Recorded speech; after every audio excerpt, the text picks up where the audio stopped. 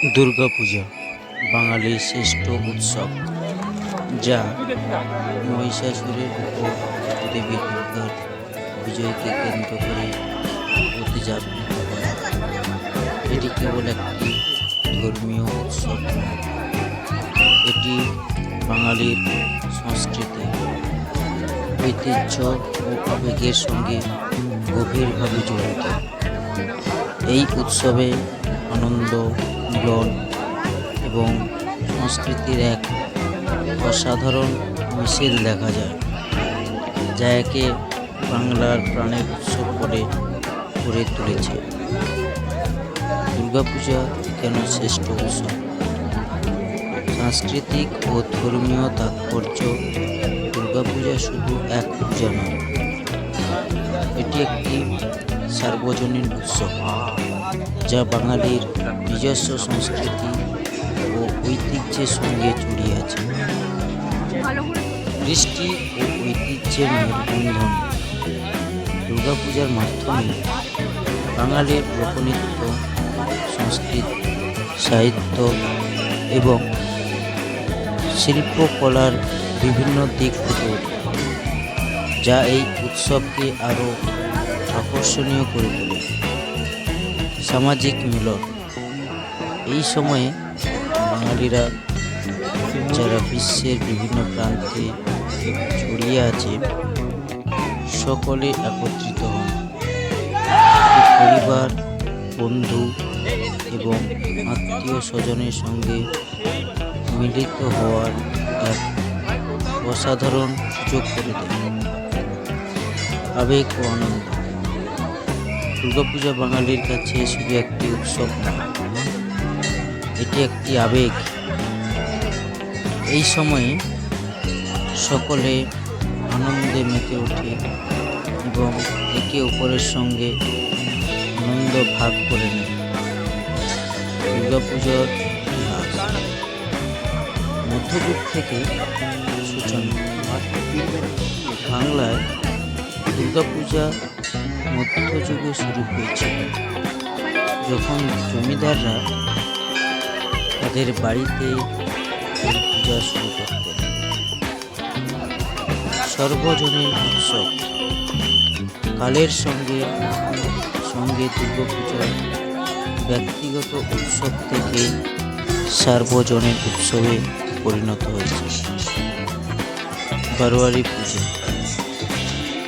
1790 সালে গুপ্তিপাড়ায় 12 জন বন্ধু মিলে প্রথম বারোয়ারি পূজার প্রচলন করে, যা আজকের বারোয়ারি পূজার ভিত্তি। কলকাতার প্রথম পূজা। কলকাতার প্রথম দুর্গাপূজা অনুষ্ঠিত হয়েছিল সাবর্ণ রায়চৌধুরী পরিবারে।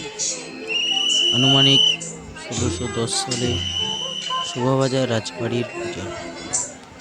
1757 সালে শোভাবাজার রাজবাড়িতে দুর্গাপূজা শুরু হয় এবং এটি কলকাতার অন্যতম প্রাচীন পূজা। দুর্গাপূজা আসলে বাঙালির এক অন্য অনুভূতি, এক আবেগ, যা প্রতি বছর শরতের সময় আসে এবং বাঙালির মনে আনন্দ ও খুশির জোয়ার আনে।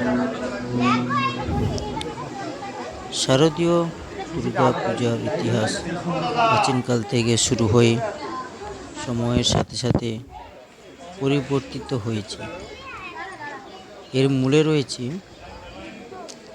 রামায়ণে বর্ণিত দেবী দুর্গার অকালবোধন এবং মহিষাসুর বধের কাহিনী।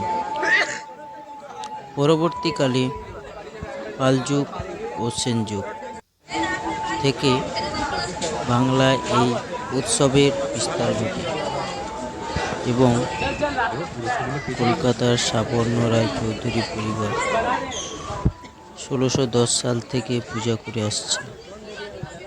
19 শতকে এটি একটি সামাজিক ও ধর্মীয় উৎসবে পরিণত হয় এবং বর্তমানে এটি একটি সার্বজনীন উৎসব।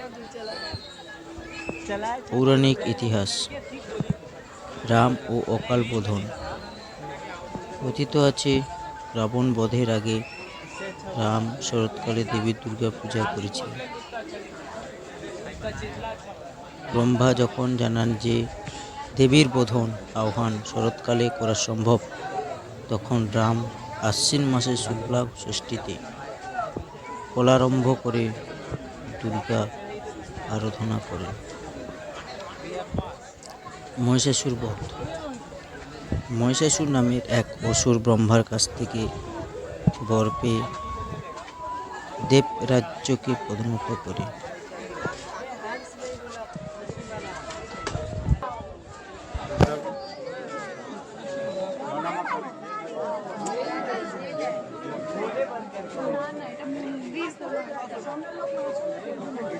প্যান্ডেল মনে হচ্ছে না, এটা মন্দির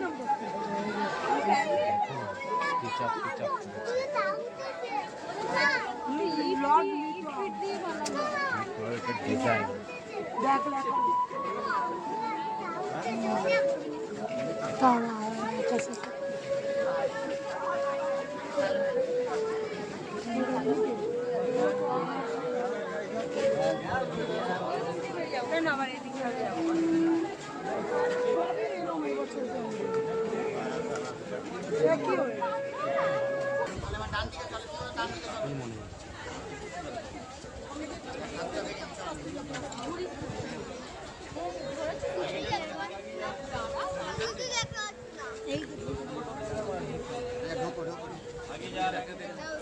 একটু সামনে গিয়ে যা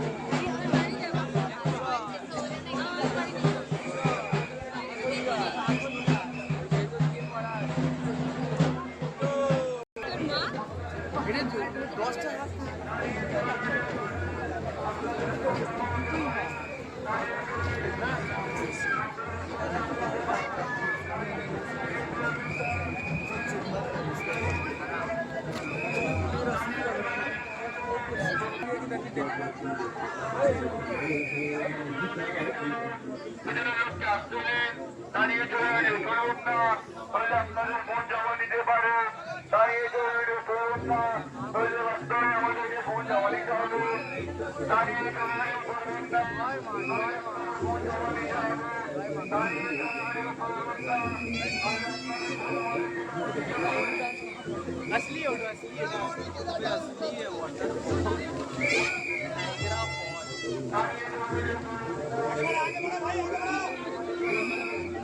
रुको इधर ही रुको थोड़ा देर समझ लो हवा नहीं आ रहा तो जाके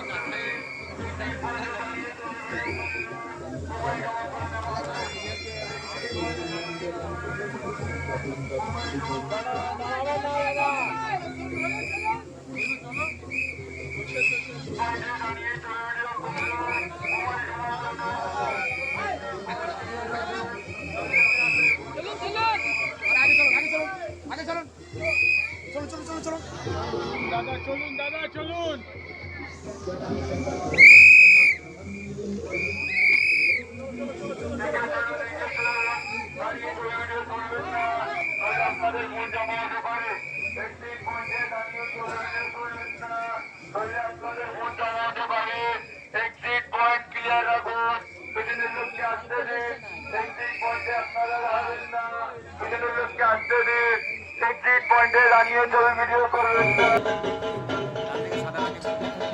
দেশ জুড়ে শুধু বাজার আর মুনাফার লোভে যুদ্ধের পরিণামে কৃত্রিমভাবে দুর্ভিক্ষ আর খিদে তৈরি করে বীজ ও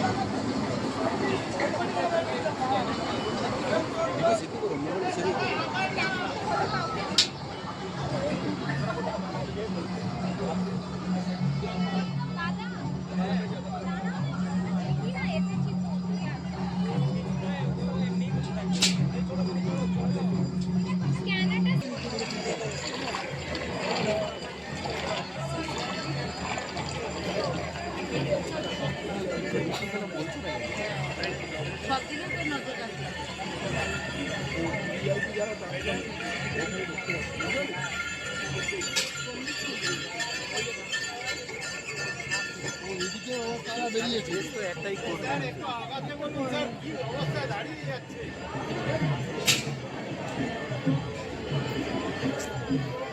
আরে আগাও না গো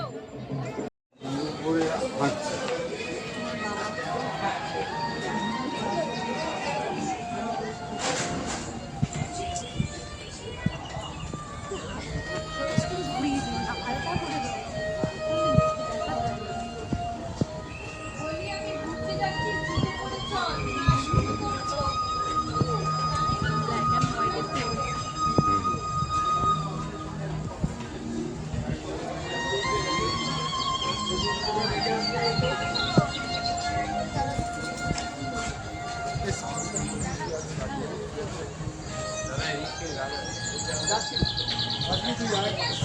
যাচ্ছি